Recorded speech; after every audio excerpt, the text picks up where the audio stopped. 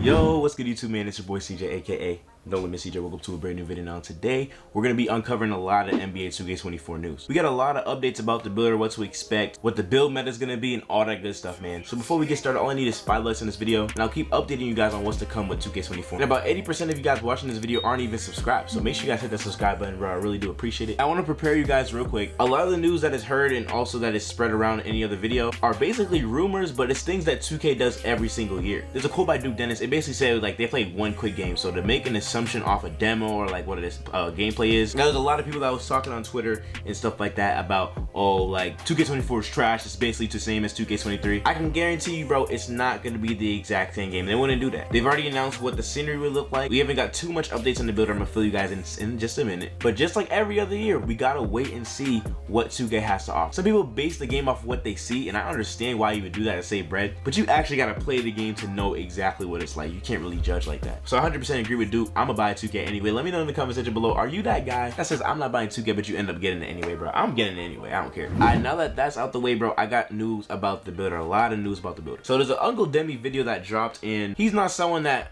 works with 2K, like he's not like a manager of 2K, but everything that he was saying is something that 2K does every single year, and they fix the wrongs of the builder from the past year. What does that mean? So in 2K20, you remember how the two-way slashing playmaker pie chart was broken, right? And everybody and their mom started making one. Yeah, they patched it in 21. After that year, they started focusing on next gen. So the 21 builder was very broken. You can have 6-7 builds with Hall of Fame quick for stepping up and all that stuff. They patched it in 22. 2K22 had a height glitch where 6'5" can have 6'4" stats if you did the glitch correctly. They patched it in 23. And what does that mean to say? In 23, I expect them to patch things like speed with ball not mattering. We expect them to fix things like 6'1s and 6'9 are the only 2 builds that people have. So you cannot make a build just like last year and expect it to go crazy. Although I believe 6'1s and 6'2s might be really good, you can't make a 6'2 with no like driving, then have a 92 3 ball and a 95 ball handle. That's just not gonna happen next year, I assume. And the quick drops are gone. So like the 6'1s are gonna be very tough. It's gonna be more like a play sharp role, I'm assuming, which I'm a fan of, bro. I'm honestly a fan of it, bro. I didn't like how the only 2 builds people made are 6'1s and 6'9s. I like to just make every other height besides 6'9, but it's like at the end of the day, 6'9 could overpower any build you wanted to, respectfully. So I'm glad about that. Uncle Demi kind of spoke about it. I'm not sure, like,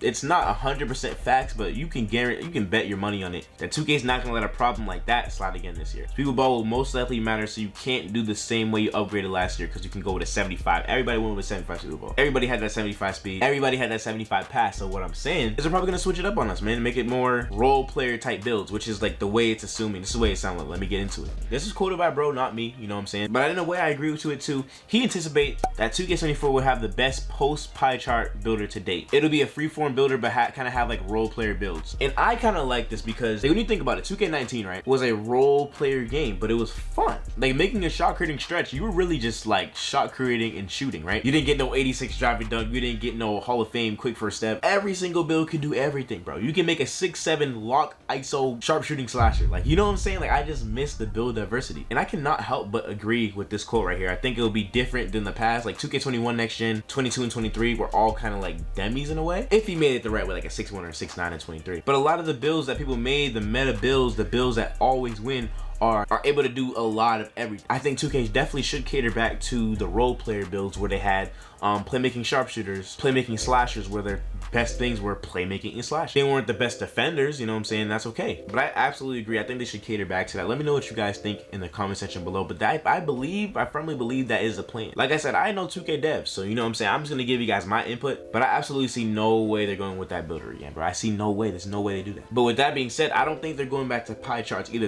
I don't think that, like, now that we're here and we're able to create everything, why would they go back to a limited builder, if that makes sense? Like, I believe you should be able to like free customize it. I don't want to be limited and have to choose this playstyle right here. But I do think after the pie charts, man, they didn't really know what they were doing. They just wanted a little bit of everything, the demis. But I do believe builds should have their roles back, because if you're a lockdown per se, even if you're a lockdown, you gotta guard a 6'1 that can do everything and dang near do it better than you. They may have a 99 steal or something. What? Like, you know what I'm saying? They get a little bit of everything. And my point is, the defense should be left to the lockdowns. The volume and deep shooting should be left to the sharp and shot creators. The slashing should be left to the slashers. You feel me? Every build should have something that makes them stand out from the rest, so you can have multiple builds that do stuff differently. Otherwise, I can just make 169 and I'm set. You know what I'm saying? As long as I'm not bored, I'm all set for real. That's my opinion, you know what I'm saying? And now 2K, if you guys hear this, I hope you guys don't take it to the extreme. There was a comment that said, 2K community is gonna be sick if everyone has to spend 500k BC to max out a Mario Chalmers or Kyle Korver build. That's crazy. When I say role player, I don't mean like a Kyle Korver. You know what I'm saying? Like, no disrespect, he's a shooter though, you know what I mean? But I'm talking like a Stephen Curry. He's not the best defender, he's not the best rebounder, slasher, but he does his thing, feel me? They should look at the way the builds were in the past and make a builder that relates to that, but also has a free form builds that you can make like now. I think that would be really dope. Now, along with that quote, I also do feel that 2K needs to lower the prices. Now, me as a content creator, I'm grateful and blessed to be able to get paid for doing YouTube, and that's amazing, that's a blessing. So I'm able to use that to like upgrade builds and stuff like that. But not even just for me, but for people that actually play this game and are in school, why would you want to spend 500 KBC? Like, that's like $100 to see if a build is even good or not. Like, you feel me? Like, that's something that's like so crazy to me. In 2K17, it definitely wasn't no $100. It must have been like 20, 30 bucks to get a build playable, bro. Like, some builds aren't even playable if they're lower than that. So I do hope that 2K listens. Like, they know, they definitely know they've been upping the ante. They should know by now. They definitely know that. If they want to see growth in their sales and stuff like that, they can't make everything so taxing. Cause like, you don't want your audience being the people that have been playing 2K and they're like 25.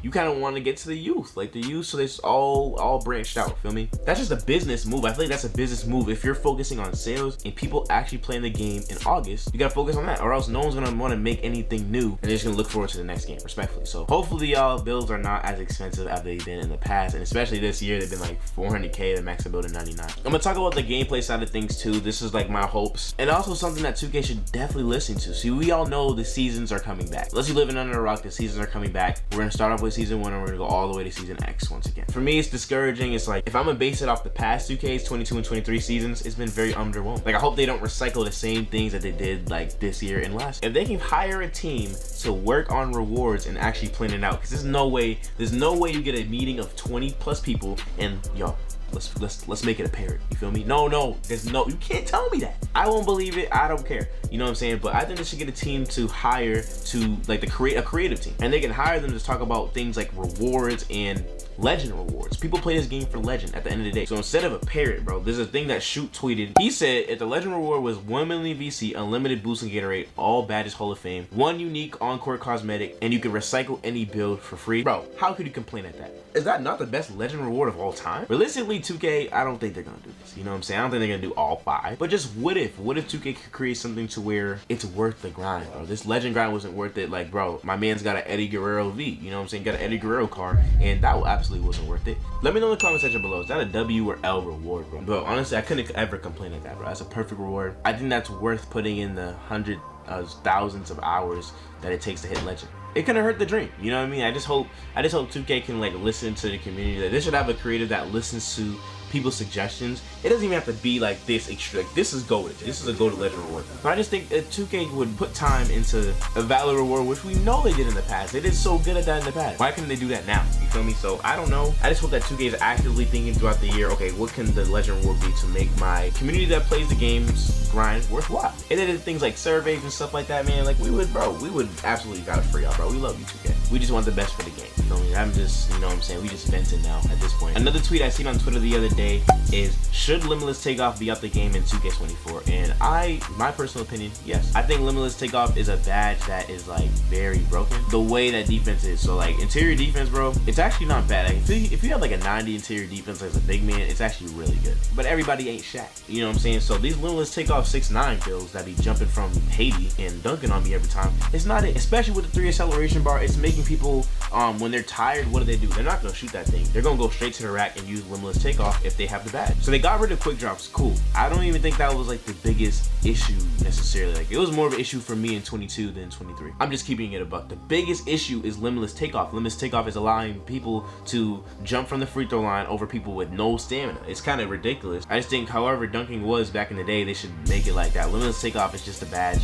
It's not needed. It's not needed. It's very overpowered. I don't really rock with it, man. I don't think that, and I don't really rock with it, bro. I don't rock with Limitless Takeoff. There's a lot. I mean, I don't rock with tier badges. There's a lot of things that I don't really like in 23. But they tested it out, cool. But it's tough that we have to wait a whole another year to see if they're gonna do it again or not. So take note. Try to figure out what works, what doesn't, and actually, like, bro, if they actually played the game, they would see how broken it is too. So I think if 2K's really tapped in with their game, I don't think this badge is coming back. That's my opinion, though. I just feel like that was more of an issue than the quick drops itself. Back on the topic of rewards, bro, let's talk about what we don't want to see. You know what I'm saying? We all have our dreams and aspirations, but 2K could do a lot better if they knew what we didn't want to see. Double H put out a tweet saying rewards he doesn't want to see for 23. My team packs, cards and tokens, season shirts and suits, emote packs, clothing that's already in swags in the NBA store, and any travel item. Now, I honestly, if you ask me, I agree, but then again, I don't know what 2K would put in there. So I agree to the extent, like, I'm not like awaiting, like, I'm not waiting till next season, like, oh my gosh, I can't wait for the season shirts.